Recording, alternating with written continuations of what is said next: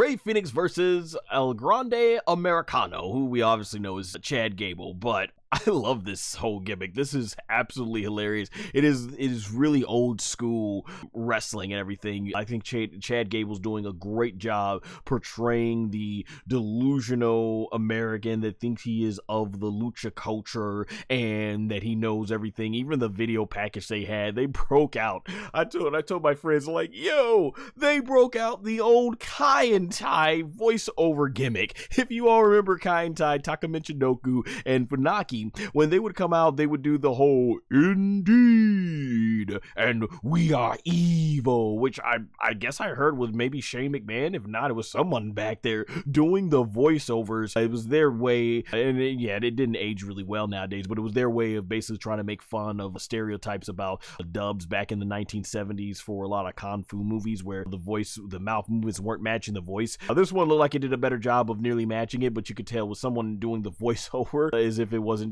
Chad Gable, basically, to make it not sound like him.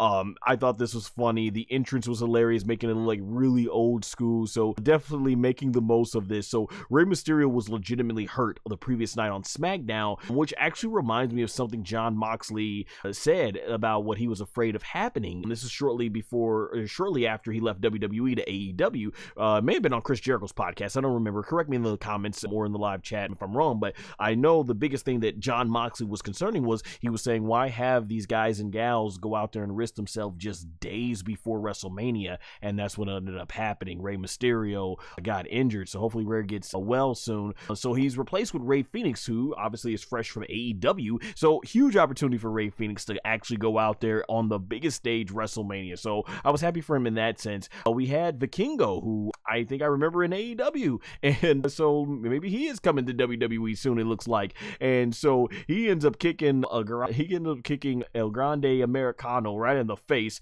and then from there, he ends up getting into the ring, but when the match starts, he tosses the crap out of Rey Fenix almost halfway across the ring turnbuckle with the belly-to-belly suplex, and then he goes for what I thought was a moonsault at first, but then in midair, he does another flip, so it's basically a 540 splash, the commentators were calling it. Sick. It made me go like, oh man, it was fantastic. Rey Fenix, he eventually jumps off the top rope, kicking El Grande Americano in the face, and the momentum actually sends Rey Fenix flying to the other side of the ring. It was like, dang, he put his all into that kick, and when he lands, he's selling the foot. And what ended up happening, basically, and I love this part of the gimmick that he does as well. Basically, Chad takes a metal plate and sticks it in his mask towards the forehead so that the referee doesn't see it. And that's basically what the story was, and I was cracking up, is that Rey Fenix, he kicked him so hard in the foot that it ended up messing his foot because he's basically kicking metal. And from there, El Grande Americano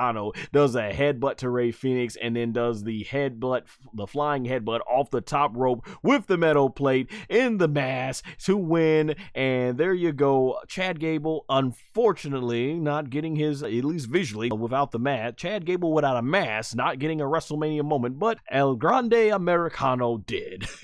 I love it. I thought it was hilarious. Rey Mysterio, Rey Fenix actually does lose because I'm assuming Rey Mysterio was the one who was designed to probably lose, but unfortunately it looks like they had to have Rey take the pinfall, but I'm pretty sure he's happy, or Phoenix, that is, Rey Fenix. I'm pretty sure he's happy to at least have gotten a WrestleMania moment. And so overall, I thought the match was funny. It definitely brought the entertainment value, I think, of WrestleMania. So each match on this card felt different, and that's something I do appreciate.